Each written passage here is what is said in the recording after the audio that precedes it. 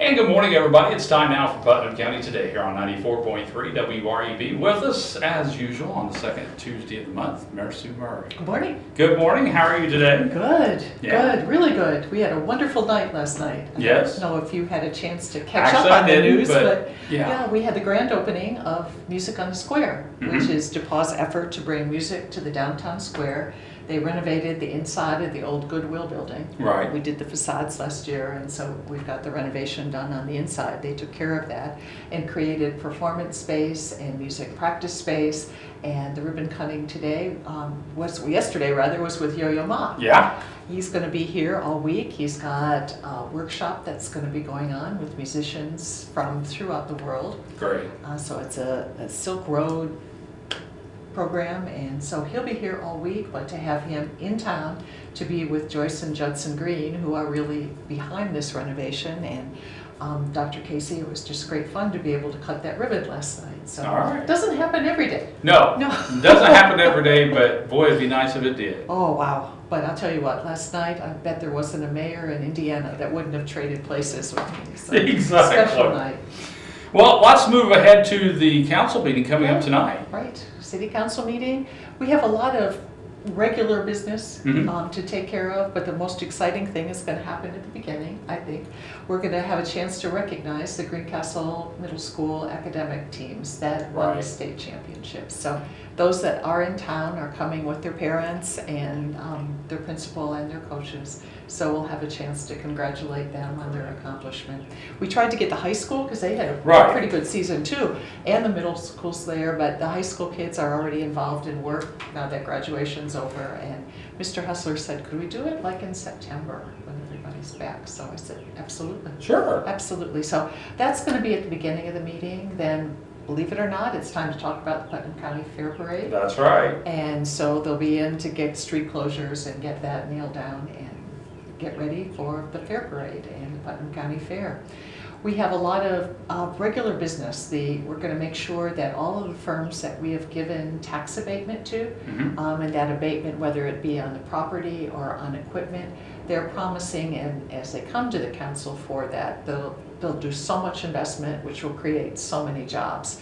And so we review their statement of benefit every year. So they have a chance to update that, and the council has a chance to be brought up to speed and have they done what they said they were going to do for those abatements. So we've got, oh my golly, a good number of those to do. I can imagine, yeah. Right. Other things we're going to do, we're going to have a public hearing on the reestablishment of our CCD rate.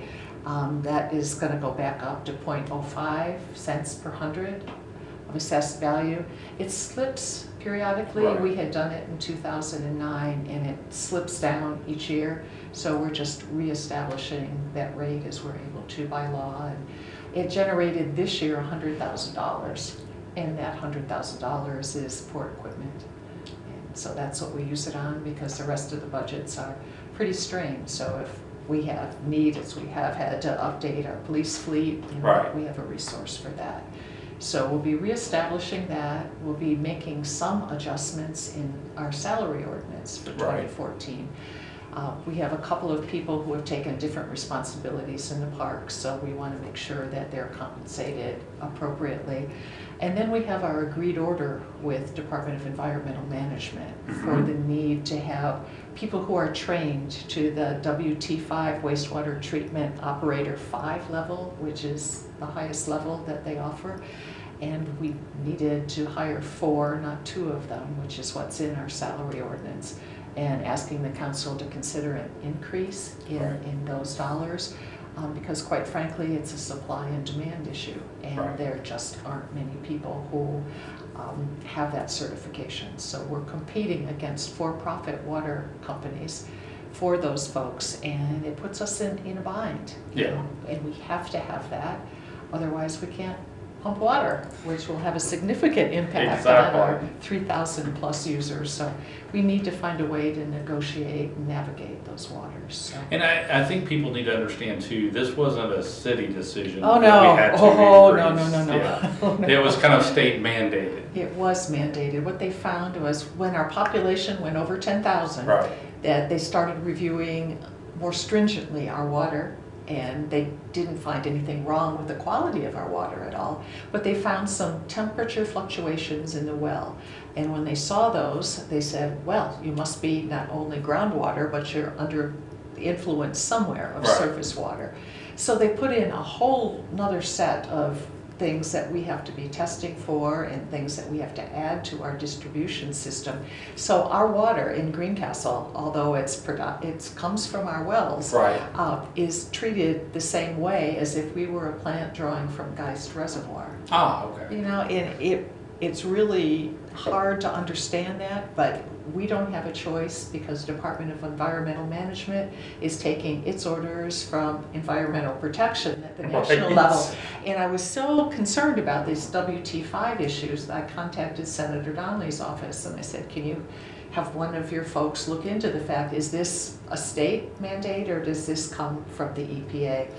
And when they got back to me last week, it definitely comes from the EPA. They leave it to states to set the criteria Right. for their highest level of water certification. But the people for plants like ours, whatever the influence of surface water, have to be staffed at that level. So the qualifications might vary from state to state, but we have to deal with what Indiana has given us. Which in a way is kind of a good thing for us because the town's growing. The town is growing and, you know, people need to rest assured that their water couldn't be any better. Right.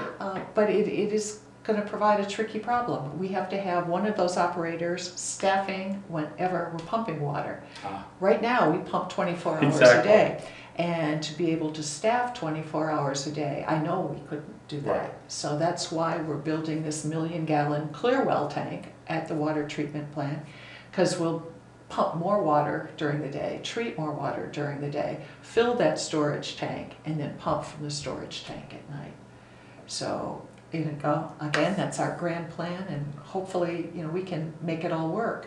And if we don't, then we have to look for other alternatives. Right. You know, is there some kind of public-private partnership that we retain the asset, but we share that asset, so somebody Right. else will come in and run it with that appropriate level, and then the onus isn't on the city. So I don't know, it's a work in progress. Right now, we're set to have all of these things in place by October 1st.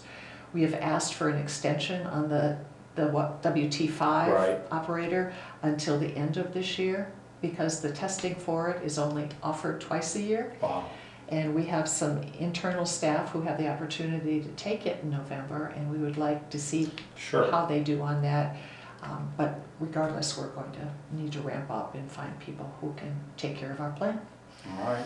Well, let's switch gears a little bit and talk about some good things All that's right. going on. Good. Parking lot is looking nice, about done, right? That's a final striping is on that parking lot. We've got some punch item lists that Mhm. we'll be taking care of, but that is pretty well getting ready to close out completely, which is another one of those stellar projects Right. that we'll check off. We're going to be finishing the final work on the owner-occupied rehab program, and Right. that's set to close by the end of June. We're waiting, and hopefully today or tomorrow are going to hear some final approval from the State Historic Preservation folks, and that will enable us to go out to bid on our facade projects, on the 12 facades. So we would hope to start construction on those by the end of July and move quickly on those to get them done. And quickly following that will be the 11 second floor lofts. We have Right. applied for some changes in terms of interpretation in what we were doing with the state fire marshal's office, and they're being reviewed today, so hopefully the building inspector will pass off on those too. So those construction pieces are set. We have obviously our every year resurfacing projects Right. that they'll be going to bid. Our sidewalk projects will be going to bid. We're hoping to do work and completely remake the tennis courts at Roban Park, Oh, great. which is an exciting thing. And also want to promote what's going to be happening in the next month or so, which is going to be a community assessment, an online assessment that the National YMCA is doing Oh, okay. to look at our community, the greater Greencastle community, the Putnam County community, and reach out to people to see what are their feelings about a Y actually coming.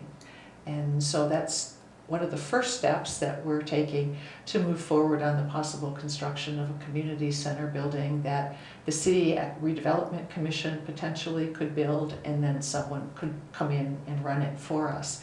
And the reason for that is because our park budget is not something that could handle that extra expenditure. And without knowing whether there would be enough revenues coming in, it's a gamble that we can't put on the city finances or on taxpayers. Right. So we really need to get a good community assessment and sense of what folks are looking for.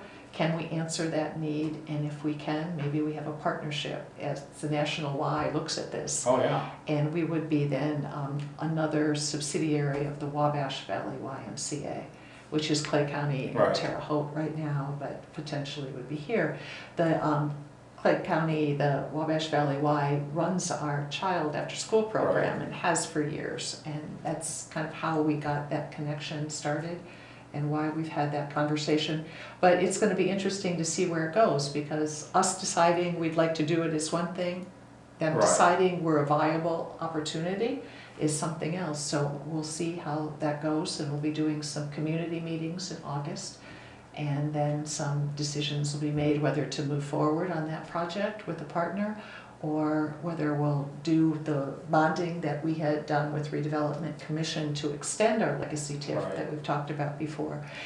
We'll have an opportunity to transfer that to infrastructure projects. So one way or another, we're going to do some major improvements, whether it be quality of life infrastructure or other infrastructure within our city itself. So. All right. One thing I wanted to talk to you about, the unemployment numbers come out. Putnam County has lowered a lot in the last few months that they've sent the report out. It just seems like everybody's hiring in Greencastle. Yes, they are. And I know, it's always good as a mayor to have more jobs than workers, right? But there's a fine line. Exactly. With that. There's a real fine line with that. I was yesterday at the Development Center Executive Committee Board meeting, and we were talking about that very issue. And people do have opportunities available, and Chioda's groundbreaking on their new facility is next week, and that can be 200 to 300 more jobs by the beginning of 2016 when they hope to be online.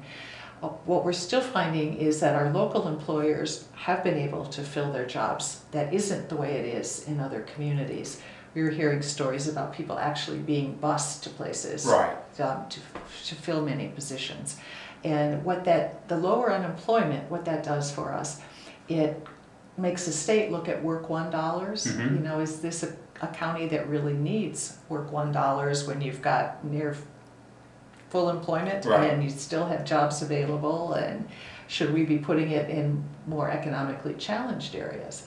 So whether there'll be decreases in funding for Work One in some areas, it's a definite reality. Right now it looks like we'll retain our office, but those lower unemployment numbers have people looking.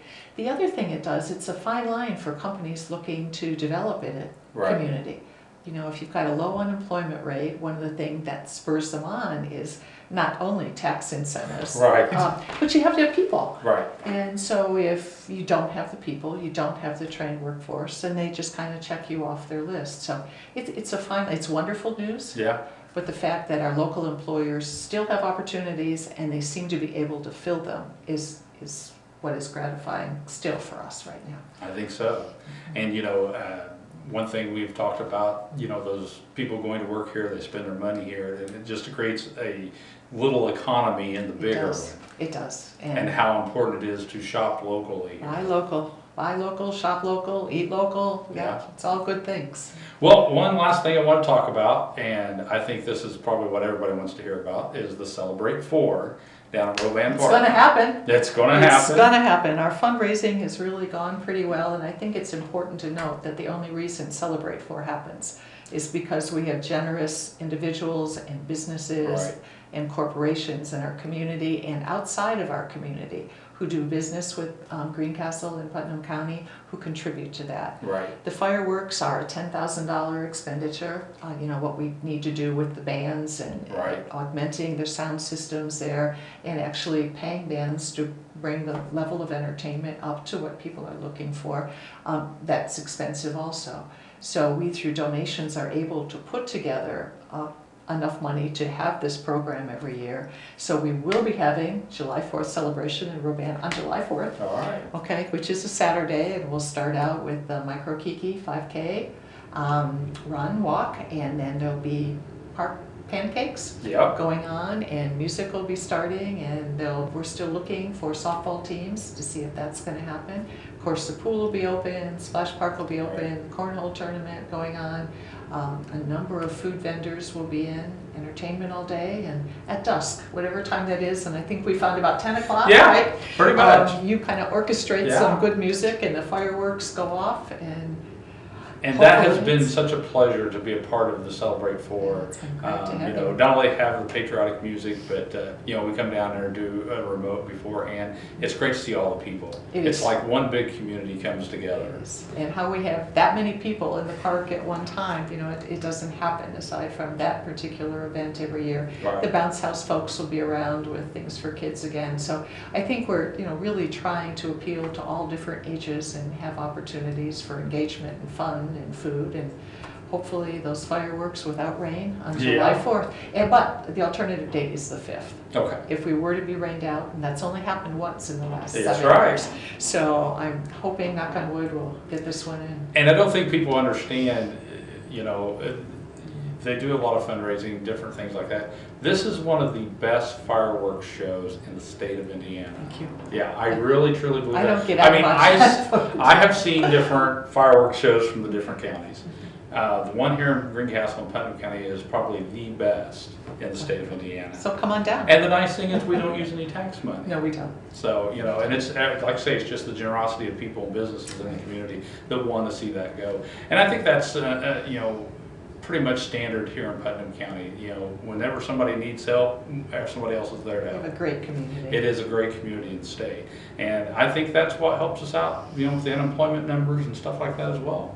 Take care of each other. That's right. We try to. And we do a good job. Yeah. So July 4th, it's on your calendar. We'll be there. Good. Yeah. Now, one last thing. Anything coming up as far as you want to make mention in the next few days, next week or so? In the next week or so, well, as I mentioned, we have the Chota groundbreaking coming up. We also have one of our young entrepreneurs who's going to be recognized at the state level. Mitch Meyer, Myers Market, is going to receive one of the 10 EDGE Awards. So people who have worked with the Small Business Administration in developing their business and have been successful have been chosen. So on the 19th, Mitch is going to be recognized in Indianapolis. We're going to have a local cheering on for him at 10:30 on the 17th at City Hall. So we just really want to underscore how wonderful it is to have somebody invest in the community, be successful in investing in the community, and coming back to do that since he's a Greencastle High School protege. And he has a lot of good food. He's got great food, great food, great products. So that's coming up in the next week. And so aside from that, you know, summer concert series is going on. They have Park Fest every Tuesday night at 7. And Greencastle Music Festival at 7:30 at Gobin Church, all through the summer. So there's some great opportunities. Playhouse is open and running. Great production going on there. So lots of things to do. Farmers Market Saturday mornings. That's right. Big thing. So thank you, Sue, for taking time to be with us. Always. Don't forget, if you're a nonprofit group or community organization, you'd like some free airtime here on WREB, you too can be a part of Putnam County Today. Give us a call at 653-9717.